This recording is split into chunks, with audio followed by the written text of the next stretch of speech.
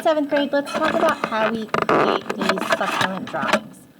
So what you're going to do, the first thing you're going to do is you have your paper, you've selected your reference. There's various difficulty levels, but believe it or not, with this method, it makes them all sort of much easier. The first thing you're going to do is horizontally across the top, you're going to put the letters of the alphabet A through E, and then going down, starting at the top, you're going to go 1 through 5. Make sure you have a box that's A1.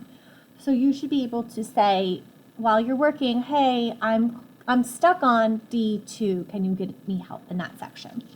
So then you're going to have your gridded paper, and I've gridded it the same lettering. That's very important. It would be too difficult if you've changed the lettering.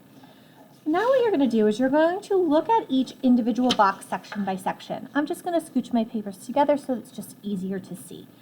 I like to use these little pieces of paper here. And what we're going to do is we're going to isolate a section. I'm going to draw the section D1. So that means letter D, number 1.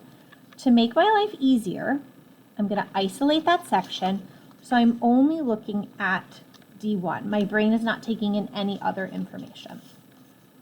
And in section D1, I'm going to identify the lines that I'm going to recreate or draw.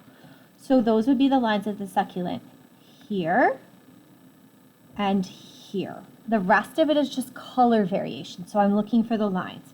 So here am I in D1, and I'm looking at where does this line start? Okay, it starts with maybe, I don't know, a quarter of the way over. It's about a quarter of a way up, and then what shape does it take? It has this nice soft curve, so I'm going to recreate that there.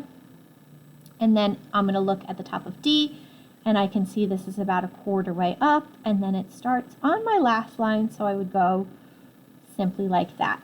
Now I would go to the next section. You want to move over across your drawing because that's going to make it a lot easier, because what happens is this part will build into the next. All right, so I'm going to be drawing this point and this curve. The other information is not line, it is color.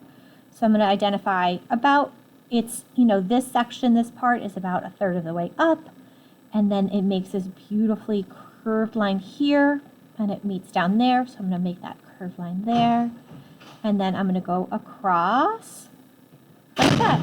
You would keep going until you filled up all of the boxes.